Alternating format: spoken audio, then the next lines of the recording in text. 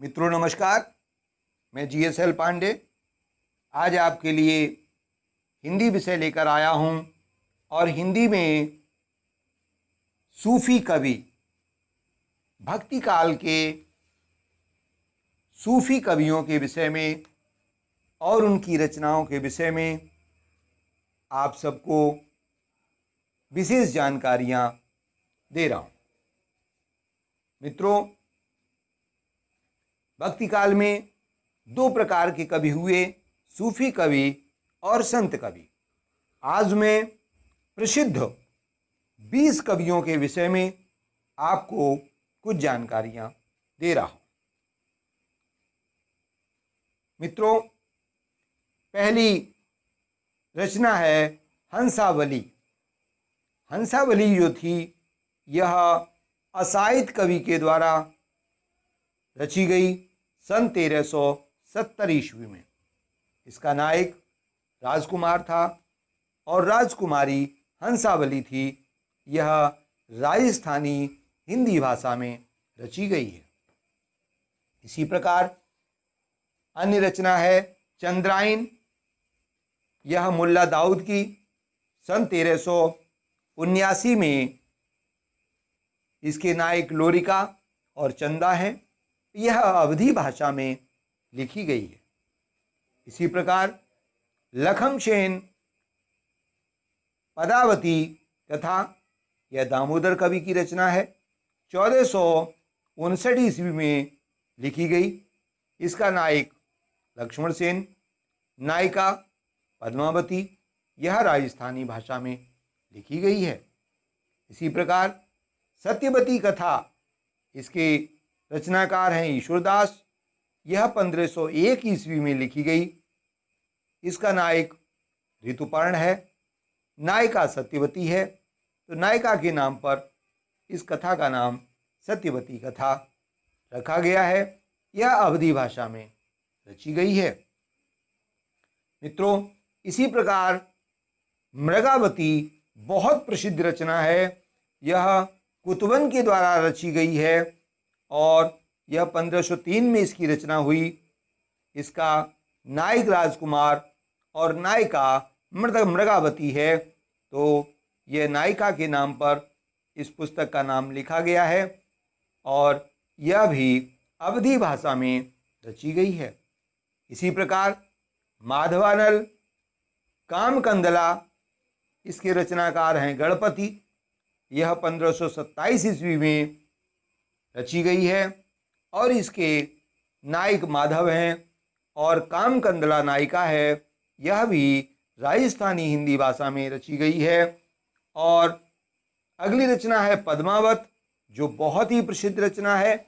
मलिक मोहम्मद जायसी इसके रचनाकार हैं।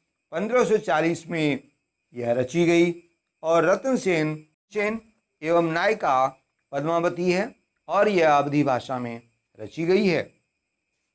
इसी प्रकार एक प्रसिद्ध कवि है मंझन, जिनकी रचना है मधुमालती।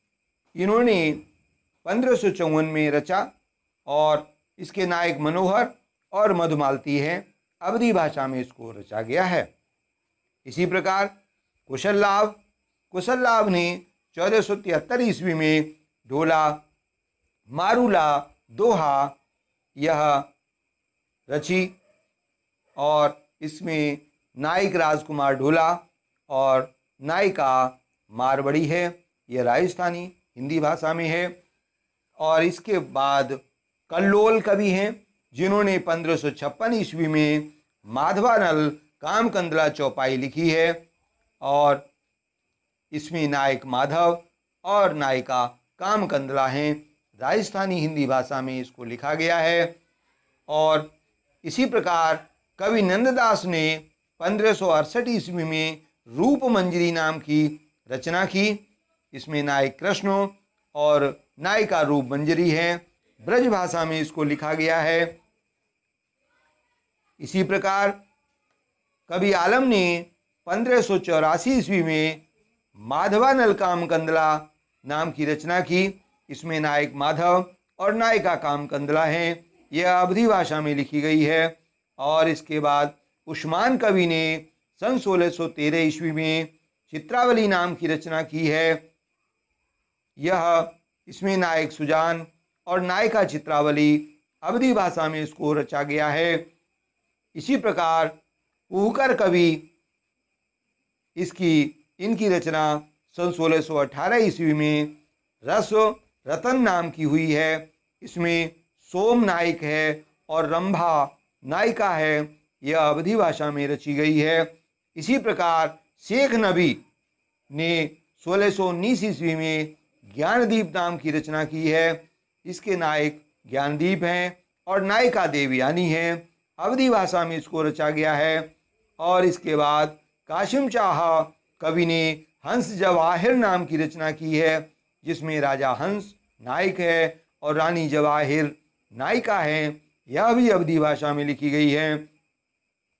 इसी प्रकार नूर मोहम्मद ने 1764 ईस्वी में अनुराग बांसुरी नाम की रचना की है। यह भी अवधी भाषा में रची गई है। नूर मोहम्मद की एक अन्य रचना 1744 ईस्वी में इंद्रावती नाम की हुई है, जिसमें राजकुमार नायक और इंद्रावती नायिका है। यह भी अवधी भाषा में लिखी गई है। और इसी प्रकार मित्रों जान कवि ने कथा रूप मंजरी नाम की रचना की और यह राजस्थानी मिश्रित ब्रज भाषा में रची गई है। मित्रों इस प्रकार से सूफी 20 कवि जिनकी प्रसिद्ध रचनाएं मैंने आप लोगों को अवगत कराया, इन सूफी कवियों ने घूमते हुए देश भ्रमण करते हुए अपनी रचनाओं से लोगों में भक्ति भाव जागृत किया।